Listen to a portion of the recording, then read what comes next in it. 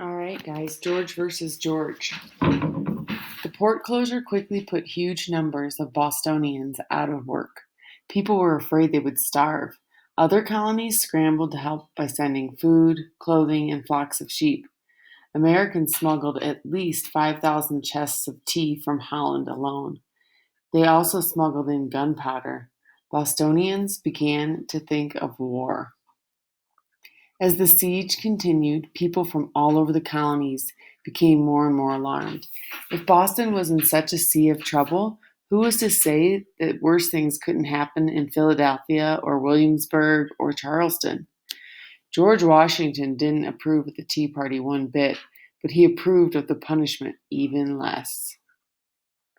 So up top there, the caption is British ships of war blockade Boston Harbor. On the bottom, we have George Washington saying, I am ready to raise 1,000 men, subsist them myself at my own expense, and march at their head to Boston. During September and October of 1774, delegates from all 13 colonies met together in one place for the first time ever at the First Continental Congress in Philadelphia. George Washington was one of the delegates. The Congress sent an appeal for peace and harmony to King George and suggested that Parliament get rid of all the unconstitutional laws controlling America. Until then, the colonies would not import or buy any British goods and would not export any of their own goods to the mother country. In America, if you look here, the gentleman, British General Thomas Gage, the Commander-in-Chief in America, he says, affairs here are worse than even at the time of the Stamp Act.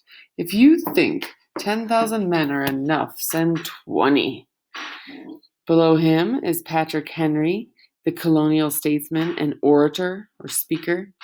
Our chains are forged. Their clanking may be heard on the plains of Boston.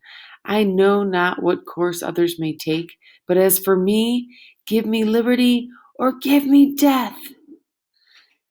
All right, and now in England, head up top on the right side, Charles Vaughan, the British Member of Parliament. Look at his outfit. You will never meet with that proper obedience to the laws of this country until you have destroyed that nest of locusts. Do you guys know what those are? Locusts, bug. Below him is Samuel Johnson, a great English writer of the day. How is it that we hear the loudest yelps for liberty from the drivers of Negroes? He brings up a good point there. The colonists were crying for freedom and liberty, yet they had all the slaves. And then now we have King George at the bottom. And all these quotes might help you with your Padlet post today. King George says, the New England governments are in a state of rebellion. Blows must decide whether they are subject to this country or independent. That's all for today, guys.